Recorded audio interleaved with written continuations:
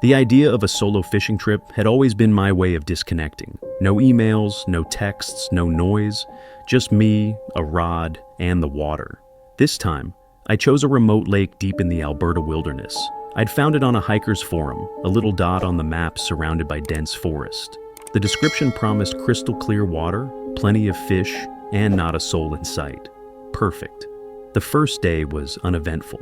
I set up my tent near the shore, cast my line, and watched the sun dip below the horizon, painting the sky in hues of orange and purple. That night, the silence was almost too loud. No city hum, no human sounds, just the rustling of leaves and the occasional splash of water. It was exactly what I'd wanted, but I couldn't shake the slight unease that crept in with the night. I chalked it up to being alone in unfamiliar territory.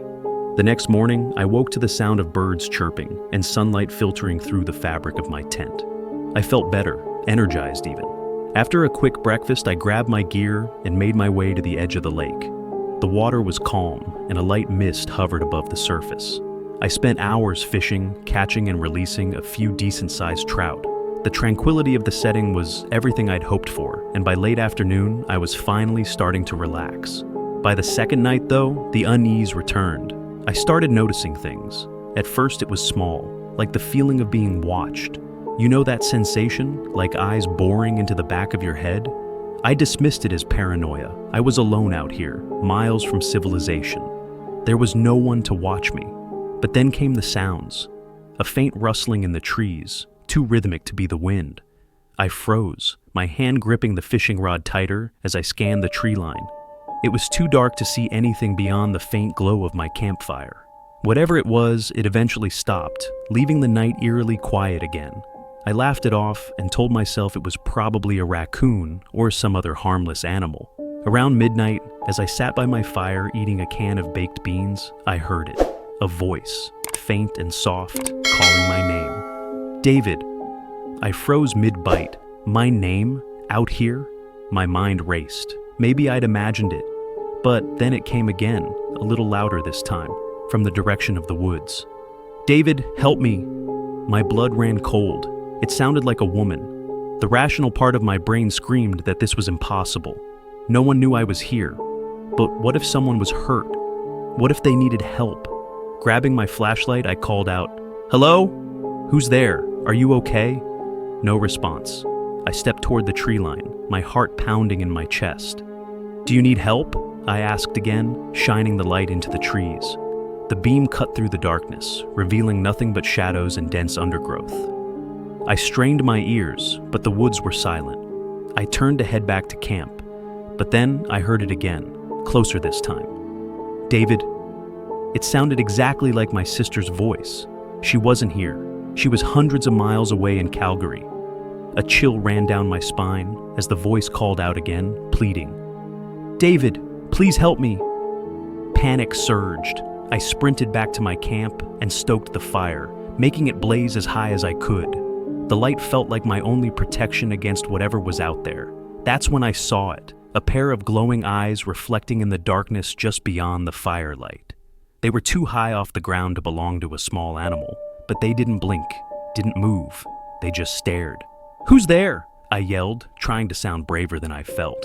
No answer. Instead, the eyes disappeared and a low, guttural growl echoed from the woods. It wasn't the growl of a bear or a wolf. It was something unnatural, almost human. I didn't sleep that night.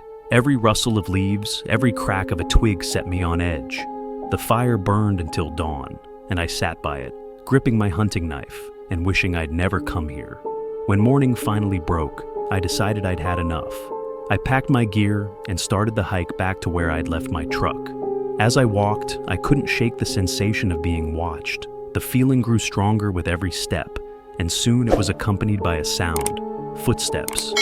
They matched mine perfectly, stopping when I stopped, starting when I started. I told myself it was just an echo, but deep down, I knew better. About halfway back to the truck, I heard the voice again. "David, don't leave." It came from my right, just beyond the trees. I froze, my heart pounding in my ears. Slowly, I turned my head, scanning the woods. That's when I saw it. At first, it looked like a deer, standing impossibly still among the trees. But as I watched, it moved. Not like a deer, but like a human pretending to be one. Its limbs bent at unnatural angles as it stepped closer, and its face, oh God, its face. It was like someone had tried to sculpt a human face but gave up halfway.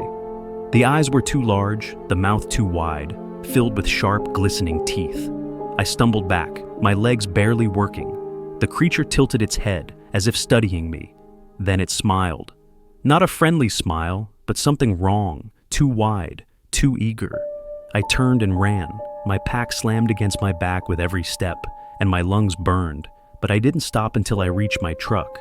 Fumbling with the keys, I threw myself inside and locked the doors.